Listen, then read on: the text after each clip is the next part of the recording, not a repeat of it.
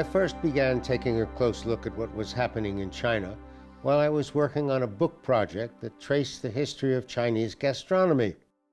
What I saw was a population of about 800 million people, with most of them living in poor rural areas. During the past 50 years, that population has expanded to almost 1.5 billion people, making it the largest population in any nation. And half of those people have moved from the country to the city, and that migration is the largest human migration in history. In response to this extraordinary shift, the Chinese government began developing a massive set of projects to meet the needs of the growing population in the cities. Actually, with 1.5 billion people, anything the government does ends up on a massive scale. They had to create detailed plans for the cities so they could handle the increase in population. They had to develop companies that could handle the demand for new infrastructure. A healthcare system had to be organized. It was essential to have a plan to improve and protect the environment. They had to develop an educational system that would meet the demands of a growing and younger population, a population that was moving away from manufacturing and into the service industries. They needed a way to share their knowledge and technical skills throughout the world. But before we take a look at the things that were developed to deal with these challenges, let's take a look at how commerce began in China. It'll help place everything.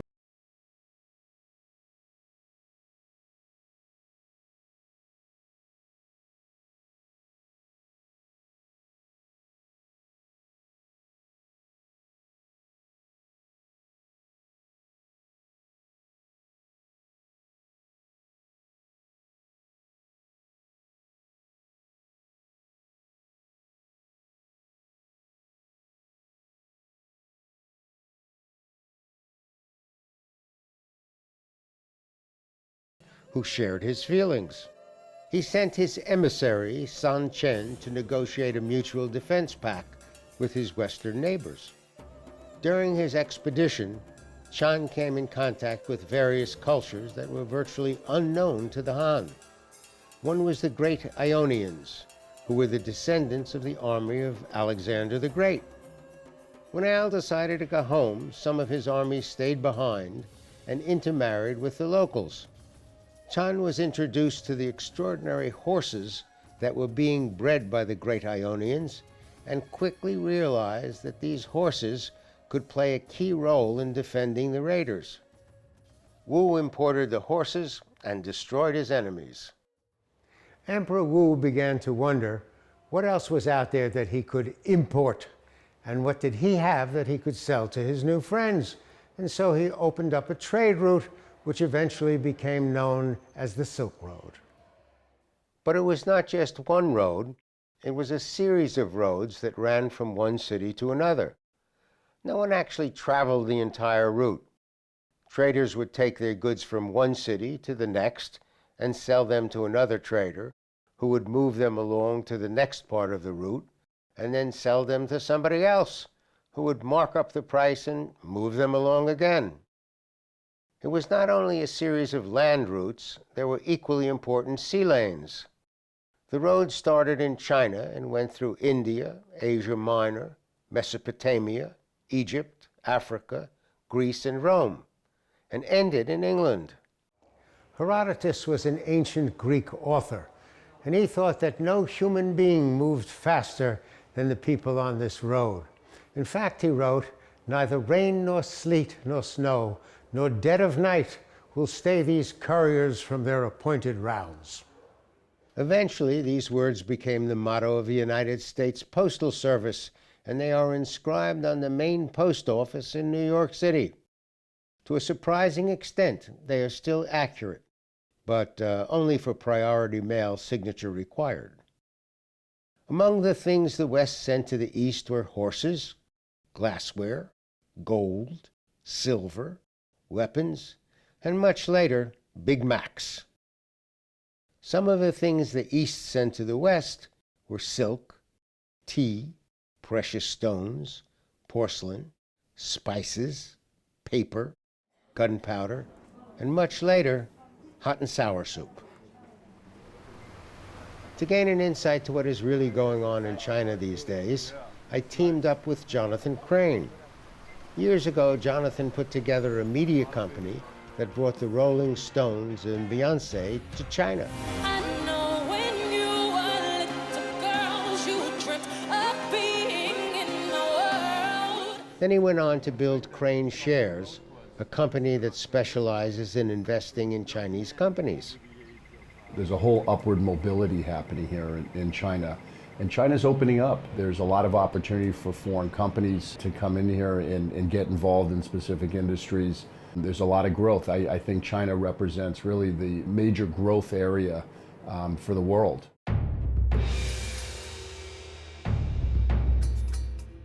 The Chinese were highly protective of their trade routes.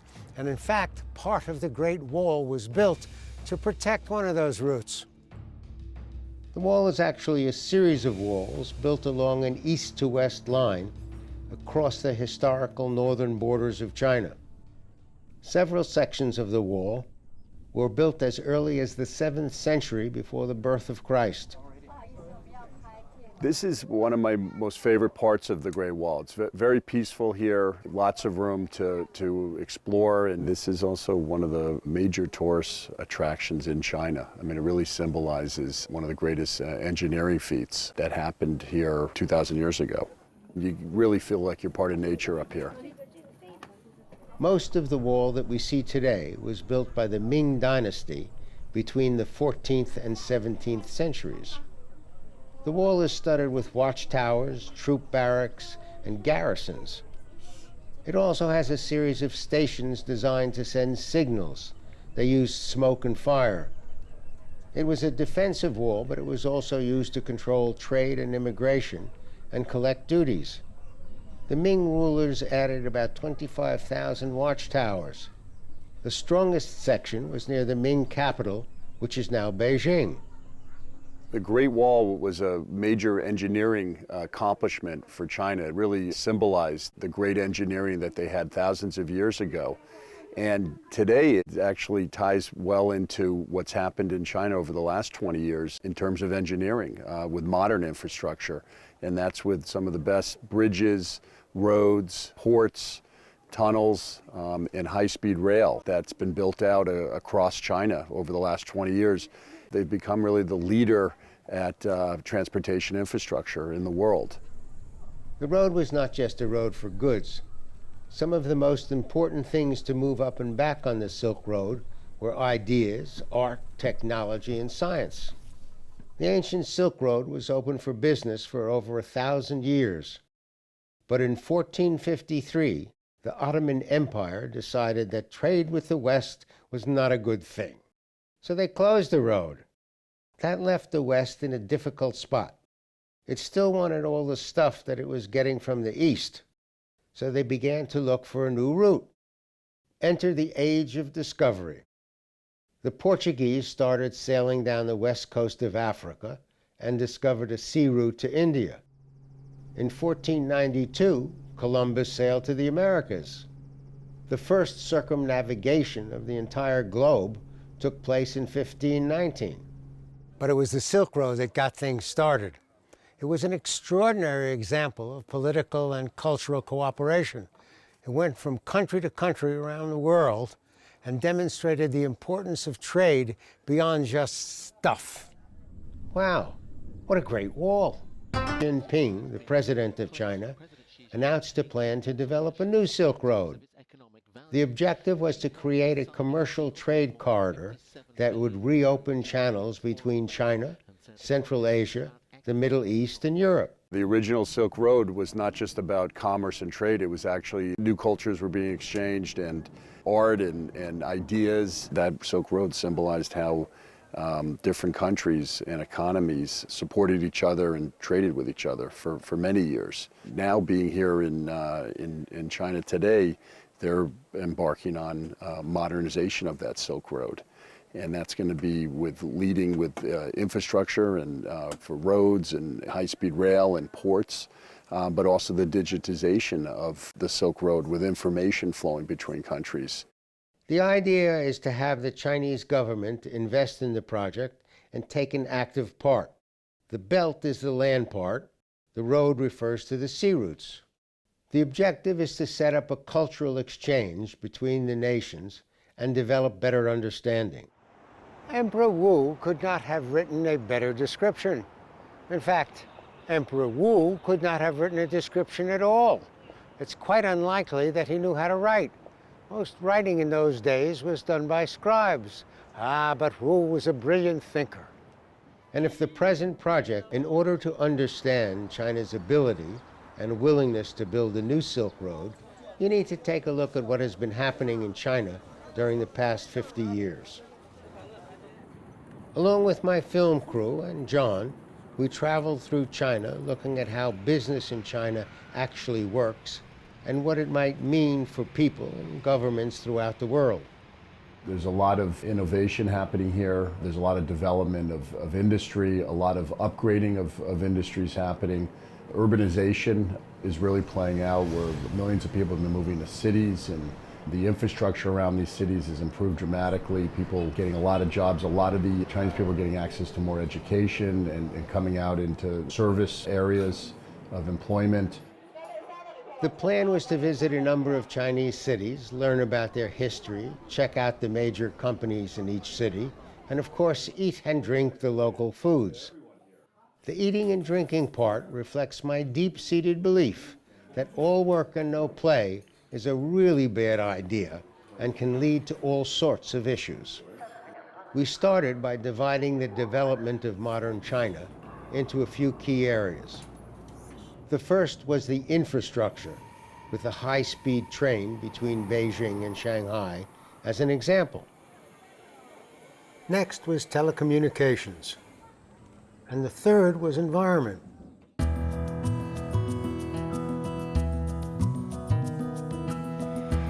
First thing I needed to know was what the word infrastructure means.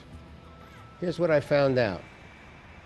The word infrastructure is used to describe the physical systems in a nation, a city, or other geographic area, and it can be divided into two major components: hard infrastructure and soft infrastructure.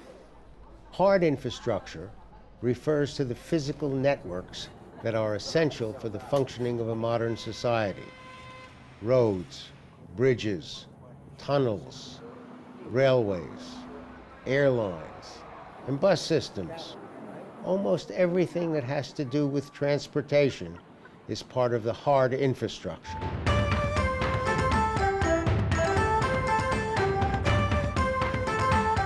A good example is the Beijing-Shanghai high-speed railway. It runs for just over 800 miles and connects two major economic zones.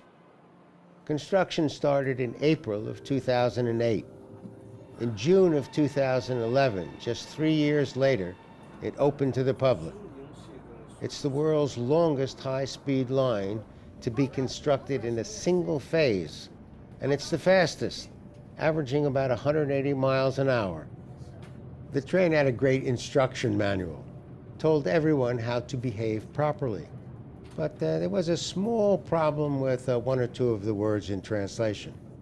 You were asked to speak softly so you would not influence your neighbor. I think the word they were looking for was inconvenience. Also, they wanted to say, if you smoke, you will be punished. Instead, they said, if you smoke, you will be polished. I don't smoke, but I could certainly use a little polishing.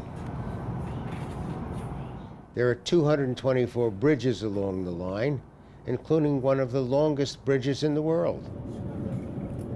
Funding for the project was over $35 billion. The money came from the federal government, local governments along the line, share offerings, bank loans, and for the first time, for a railway project, foreign investors. Pretty nice. In 2016, the Beijing-Shanghai High-Speed Railway Company had income of $3.6 billion and a profit of over $1 billion. That made it the most profitable railway line in the world. This is business class, and it's quite impressive. The seats lie flat so you can go to sleep. There's a constant non-alcohol beverage service. You can have as much as you want to drink. There's a food service that's quite good. And there's a machine in the back that constantly delivers hot tea. I'm impressed. Passengers can buy tickets on the internet and pay the fare by debit or credit card. I was trying to buy a ticket to go to Beijing, but I think I might have touched the wrong button, and I'm going to Budapest. Just joking. They have a perfect English language version.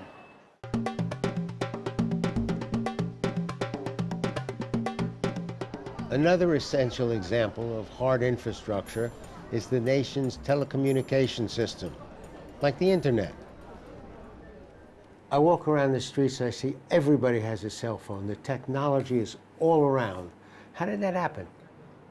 The adoption of technology happens very quickly here in China, and it all really happens through your cell phone or your tablet. And at this point, most people's lives are actually on that tablet. They do everything on their cell phone. So e-commerce to banking to ordering goods and services to communication is all on the cell phone. And really what I've witnessed here in China is how quickly technology is adopted. A major company in this area is Tencent. It's a multinational investment company that was founded in 1998. They have divisions that specialize in over 50 different areas, including e-commerce, video gaming, financial services, robots, and fintech. What's fintech, John? Yeah, fintech stands for financial technology. Oh, sure, it had to do with fishing.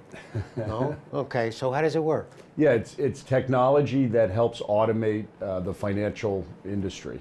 Okay, a lot of it has been developed for wealth management and robo-advisors, but it's really taking the financial industry online and providing automated solutions. In 2011, Tencent launched a social media app branded WeChat. It's become one of the world's most powerful apps for social media. Each month, it has over 1 billion active users.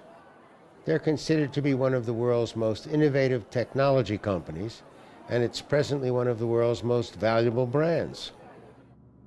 Soft infrastructure includes all of the organizations that maintain the economic well-being of the society: healthcare, educational institutions, projects that protect the environment.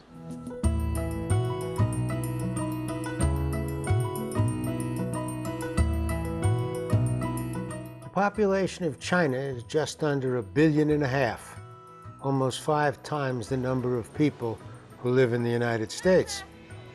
The challenge to the transportation system is enormous, especially in the capital city of Beijing.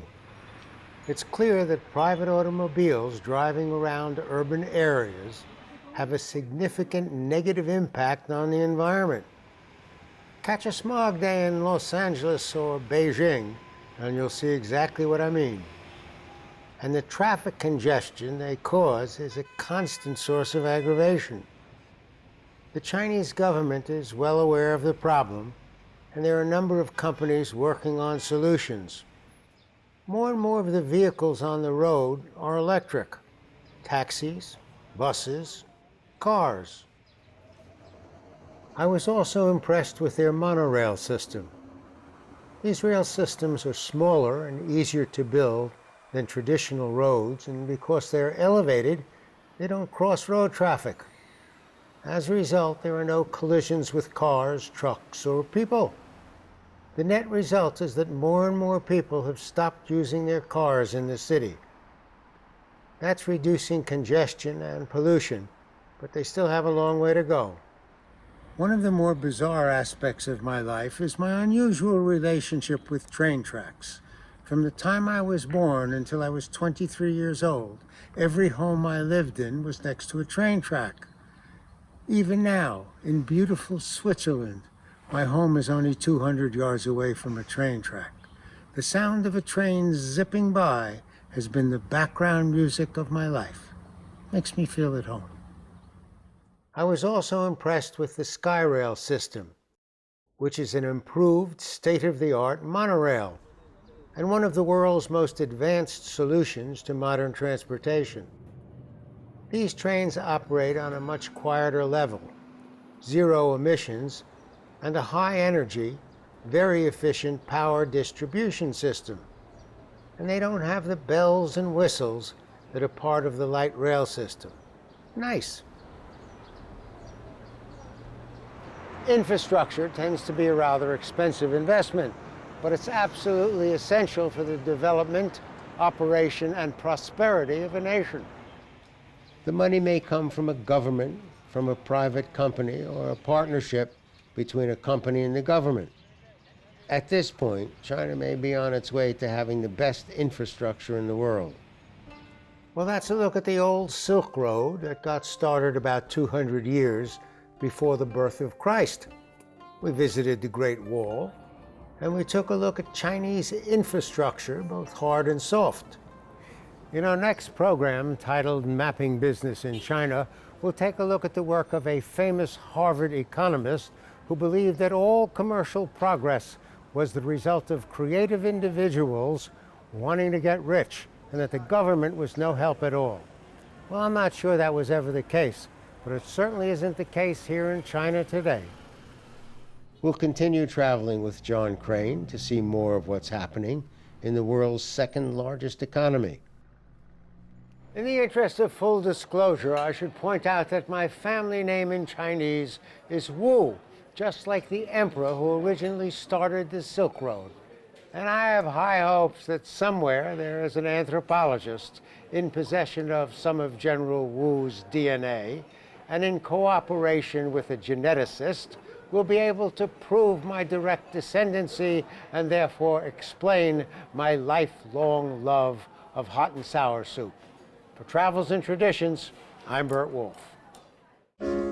Play it again, Sam, for old time's sake. You must remember this. Good idea. If you'd like to see this program again, or any of the hundreds of programs we've made for our public broadcasting stations, or see the material that was great, but we couldn't fit it into the program, you can see it all on BurtWolfe.com or YouTube Burt Wolfe. This could be the beginning of a beautiful friendship.